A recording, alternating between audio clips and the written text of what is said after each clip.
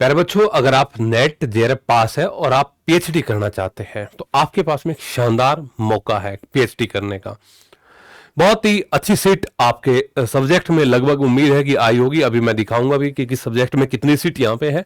Total seat की अगर बात करें तो 978 सीट यहाँ पे हमारी है भाई, है ना।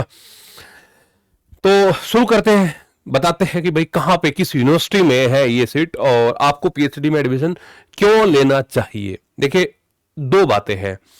एक बात तो यह है कि स्टूडेंट के मन में एक विचार हमेशा चलता है। वो विचार कैसे चलता है कि भाई कोई स्पेशल मान लिया जाए कि किसी का संबंध मेरठ से है, वो ये चाहता है कि भाई मुझे तो एडमिशन मेरठ यूनिवर्सिटी में ही लेना है, चौधरी चरण सिंह यूनिवर्सिटी में है, चाहे उसके लिए मुझे 2 साल का वेट करना पड़ जाए।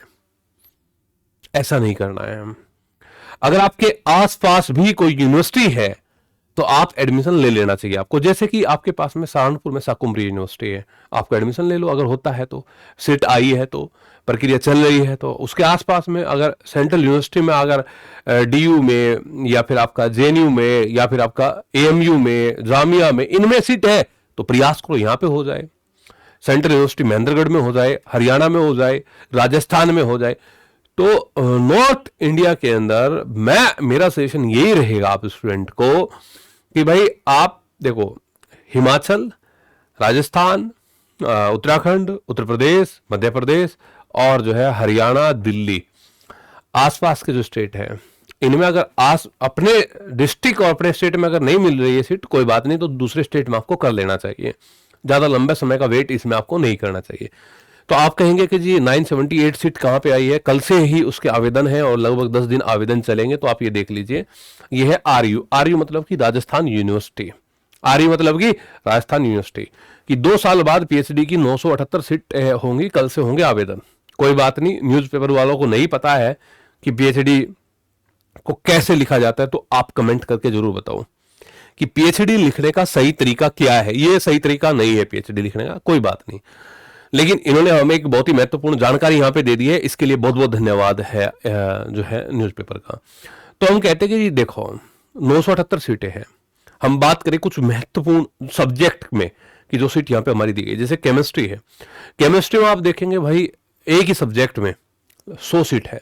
केमिस्ट्री में एक ही सब्जेक्ट के अंदर यहाँ पे आपकी कितनी सीट है, तो यहाँ पे 76 और प्लस 24, तो आप कहते हैं कितनी है, टोटल 100 सीट कहाँ पे केमिस्ट्री में है यहाँ पे, है ना।